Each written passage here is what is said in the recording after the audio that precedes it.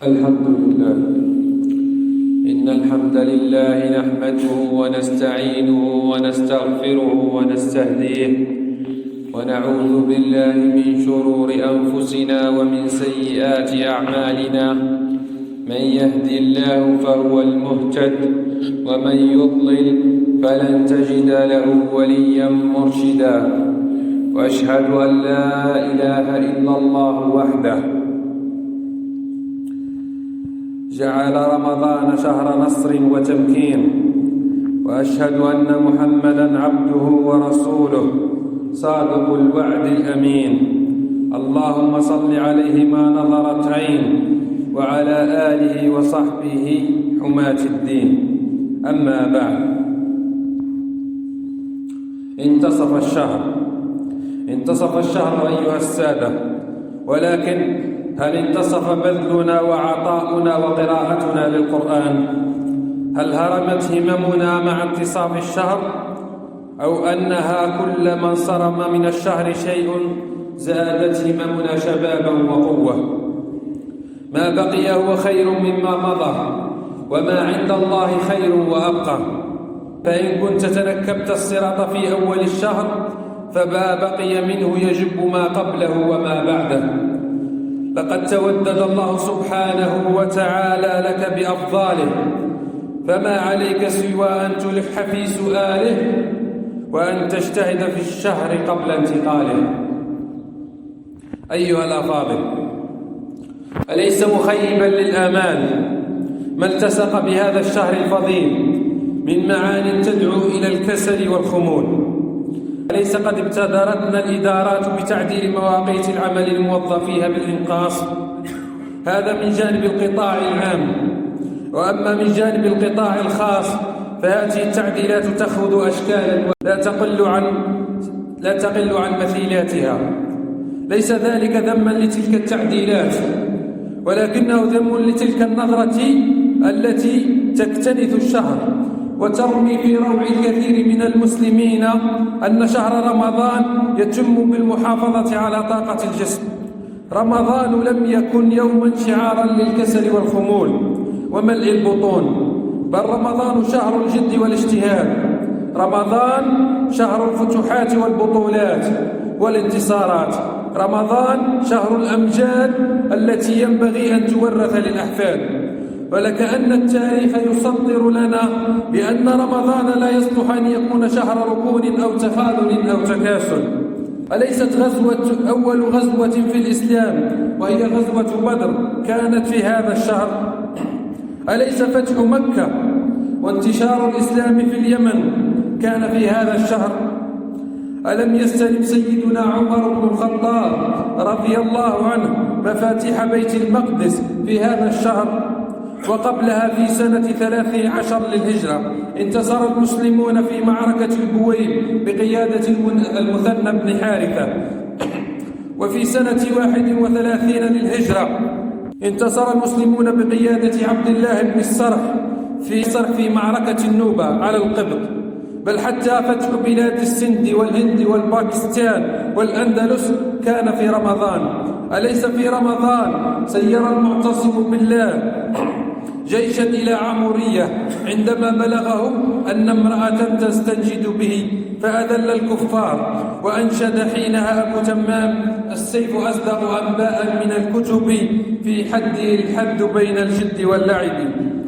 أليس في رمضان ظهر صلاح الدين الأيوبي على الصليبيين المعتدين واسترد بيت المقدس لحاضرة المسلمين؟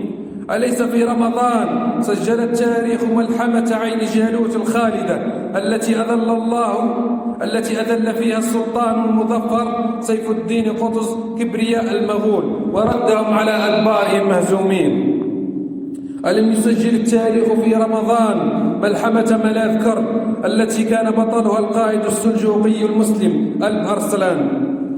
ألم يصدر سيد يوسف بن تاشفين في رمضان انتصاره في معركة الزلاقة الخالدة التي أخرت سقوط الأندلس لقرون؟ كل هذه الأحداث وغيرها سطرت في هذا الشهر المبارك.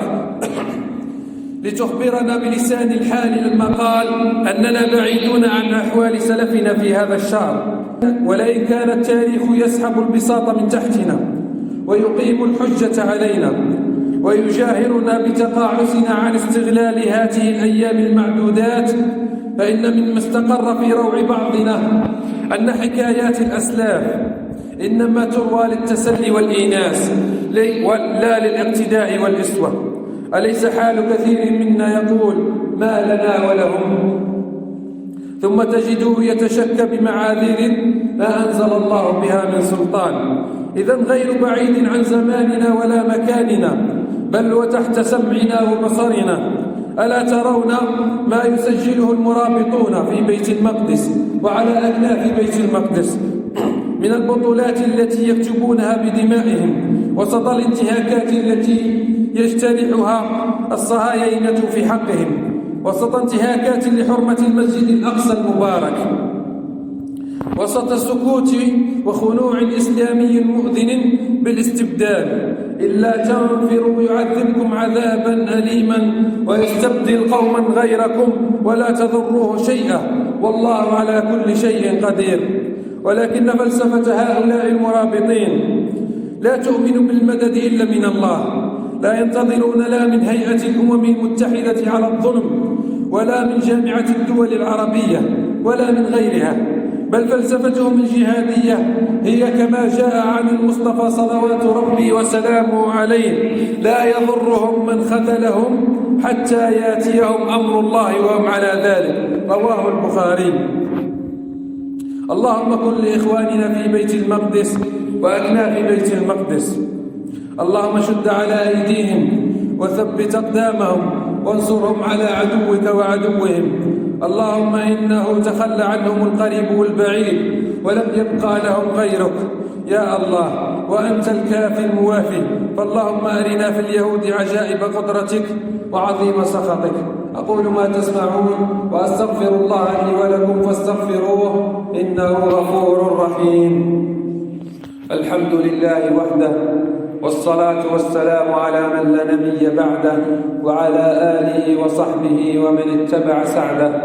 أما بعد، تمر على الشعب الجزائري غدا ذكرى ليست كباقي الذكريات. تمر على الجزائر ذكرى انطفاء أحد مشاعل العلم التي كرست حياتها لهذا الوطن الحبيب وأبنت عمرها في تحريره من أغلال المستكبر الفرنسي الغاشم.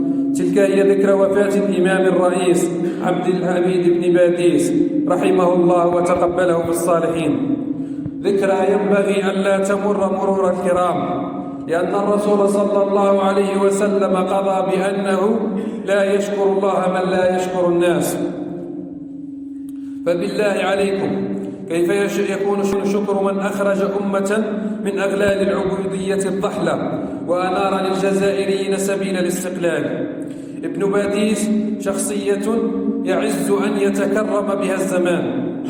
ابن باديس أفسد على أصحاب مقولة ما ترك الأول للآخر من شيء عبارتهم. يقول أحد أقران الشيخ ابن باديس رحمه الله: لم يبلغنا عن أحد من السلف أنه كان يلقي 15 درسا في اليوم في باب البذل والعطاء والعلم والتضحية. كم ترك للأول للآخر، ما لنا ألا نذكره على المنابر. وما أودى بحياته إلا ذلك العلم الذي يبثه والجهد الذي يبذله، حتى إنه لما رأى حد طلبته يخبط رأسه من النعاس قال له: فما تقول في من لا ينام إلا 3 ساعات؟ يعني نفسه رحمه الله. اللهم اجزي عنا الإمام ابن باديس خير الجزاء وتقبله عندك في الصالحين وألحقه بالأنبياء والمرسلين. هذا وصلوا وسلموا على من أمرتم بالصلاة والتسليم عليه، فقال فيه ربه قولا كريما: إن الله وملائكته يصلون على النبي يا أيها الذين آمنوا صلوا عليه وسلموا تسليما.